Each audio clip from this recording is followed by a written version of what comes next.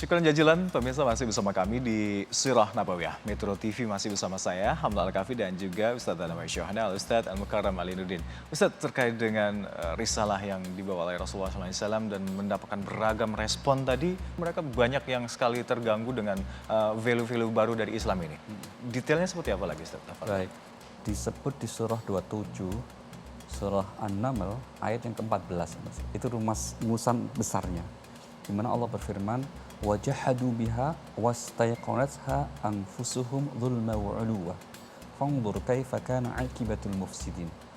Mereka menolak kebenaran karena kezaliman dan kesombongan. Kesombongan artinya apa? Sombong itu kan oleh Rasulullah dikatakan batrul haqqi wa ghamtun nas. Menolak kebenaran dan melecehkan manusia. Itu definisi sombong menurut Rasulullah SAW. Nah, selama ini mereka memperoleh keistimewaan itu, yaitu bersikap sombong karena mereka tidak menggunakan akal sehatnya. Sehingga kemudian meskipun kepercayaan terhadap agama nenek moyang mereka yang jelas-jelas menyimpang tidak masuk akal, yaitu mereka menyembah Tuhan-Tuhan palsu mereka itu, tapi karena itu kesombongannya, sehingga kemudian ketika ada ajaran yang lebih rasional pun mereka tolak. Nah, kezaliman mereka selama ini dalam aspek sosial, ekonomi kan mempraktekkan model-model kehidupan sosial ekonomi yang menzalimi orang. Seperti apa itu? Misalnya, ya tadi Perdagangan. yang kuat menghegemoni yang lemah. Sehingga yang lemah itu tidak punya daya tawar sekalipun di hadapan tuannya yang kuat. Kemudian dari sisi ekonomi Ya. mereka mempraktekkan ribawi. Dari segi aspek sosial mereka suka sekali bermusuhan, memutus silaturahim. Maka ketika ada satu bentuk ajaran yang antitesa, berlawanan dengan hal yang mereka lakukan selama ini sudah turun-temurun, ya tentu saja mereka keberatan dan menolak. Karena itu berarti harga diri mereka merasa akan dicampakkan, hilang kan. Belum lagi kesetaraan gender, di mana Betul. wanita sangat Masih akan banyak. Maka kemudian tadi ayat yang kita sebut tadi dikatakan bahwa mereka melakukan itu berarti apa? Telah berbuat kerusakan. Kerusakan dari aspek akidah, yaitu musyrik. Kerusakan dari sisi hubungan sosial, berarti mereka tidak akan pernah ada kedamaian. Kerusakan dari sisi ekonomi, tidak akan ada keadilan.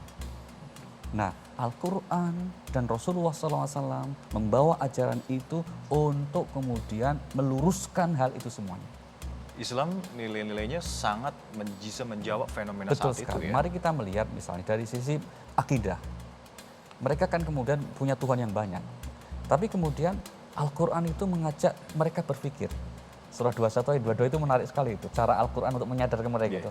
Lau kana fihima alihatun illallah lafasadata. Coba bayangkan seandainya di langit dan di bumi ini ada Tuhan selain Allah, dua saja ini.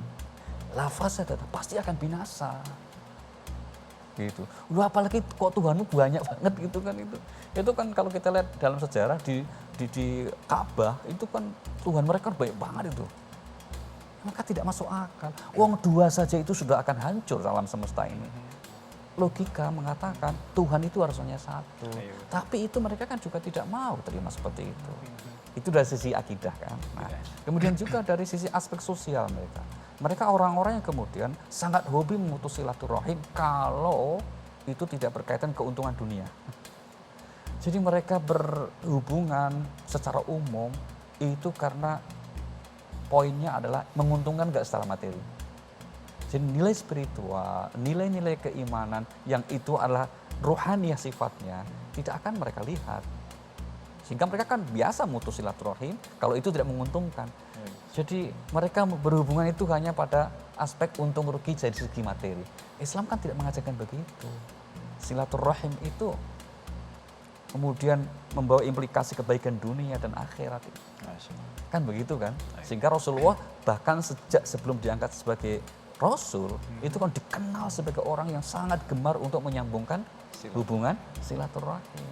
Sehingga kalau hubungan silaturahim itu kuat, itu dampaknya kan luar biasa. Oh banyak, misalnya apa?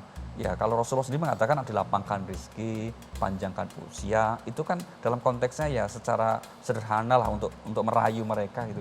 Tapi yang lain kan, karena sikap-sikap negatif, kesalahpahaman, bahkan termasuk sikap yang kita sebut sebagai ekstremisme, itu pasti karena kurang silaturahim itu. Satu kelompok masyarakat kemudian kenapa cenderung suudzon dengan kelompok yang lain, itu pasti karena kurang silaturahim. Kurang ngopi lah, kurang piknik dari bahasa anak sekarang begitu. Itu menjadi cikal bakal radikalisme Nah, dan mereka itu ekstremisme akan ya. seperti itu. Karena merasa inklusif itu tidak mau bersilaturahim dengan kelompok lainnya. Sehingga kemudian wajar kalau kemudian mereka itu menolak. Yang kemudian disimpulkan oleh Al-Quran dengan sikap tadi, kesombongan dan kezaliman lah. Yang Sehingga akhirnya mereka bisa merusak menolak semuanya, kebenaran ya. itu. Baik, Ustaz, kita akan terus membahas bagaimana reaksi dari masyarakat Arab untuk dakwah yang dibawa oleh Rasulullah SAW. Pemirsa, tetaplah bersama kami di Surah Nabawiyah Metro TV. Jangan pernah berharap kalau kita punya ide baru, punya inisiatif baru, orang kemudian tepuk tangan pasti setuju semua. Nggak mungkin itu. Itu bukan dunia, itu namanya surga.